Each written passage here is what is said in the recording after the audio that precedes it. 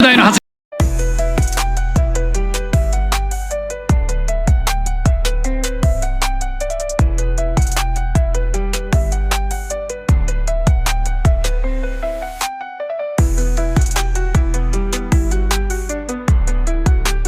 言だと思います。飛び込んできました。この後のリターン欲しいですね。取れましたか。あ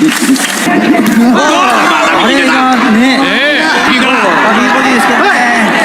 この反応はすごい良いですね。今さあ打ってくるのか。振り子のように逃げ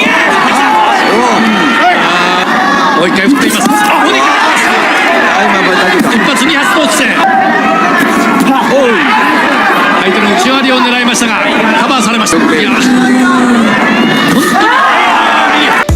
Melvin Jerusalem, target risk vacancy Oscar Colasso. Punterya ng kampo ng natatangi at pinakabagong nakoronahan na WBC minimum weight champion na si Melvin Jerusalem. Ang posibleng unification bout sa pakikipagharap nitong muli sa umagaw sa una nitong titulo bilang WBO champion na si Oscar Colasso ng Puerto Rico. Ito ang inihayag ni Jerusalem kasama ang CEO ng Sandman Promotions na si JC Manangkil sa pagdalo sa lingguhang Philippine Sports Writers Association PSA Forum sa Conference Hall ng Rizal Memorial Sports Complex nitong Martes. Isa po iyan sana sa isip ko ngayon. Gusto ko po talaga makabawi sa kanya dahil sayang po iyong corona na nakuha niya dahil wala ako sa kondisyon at may jet lag.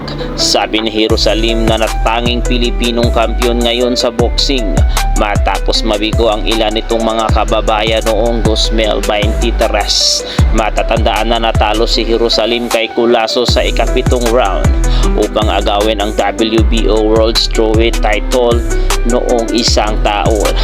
Gayunman sinabi ni Manangkil na sandali muna magpapahinga ng ilang linggo ang mula Bukidnon na si Jerusalem bago ipagpatuloy ang pakikipag-usap sa posibilidad na rematch at ang pagnanais ng kampo nito na mapag-isa ang mga korona at maging tanging Pilipinong magiging undisputed champion.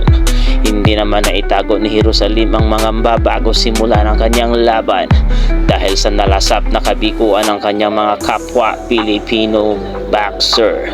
Inisip ko na talagang nawalang world champion ang bansa natin. Sabi ni Jerusalem, inisip ko na kayang-kaya ko ang kalaban at lumakas ang loob ko noong una na mapabagsak ko siya.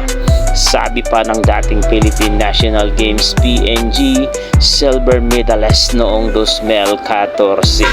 Ikinatuwa naman ng dating miyembro ng national boxing team na si Jerusalem ang posibilidad na muling makasama sa pambansang kupunan kung mabibigyan ng bihirang pagkakataon.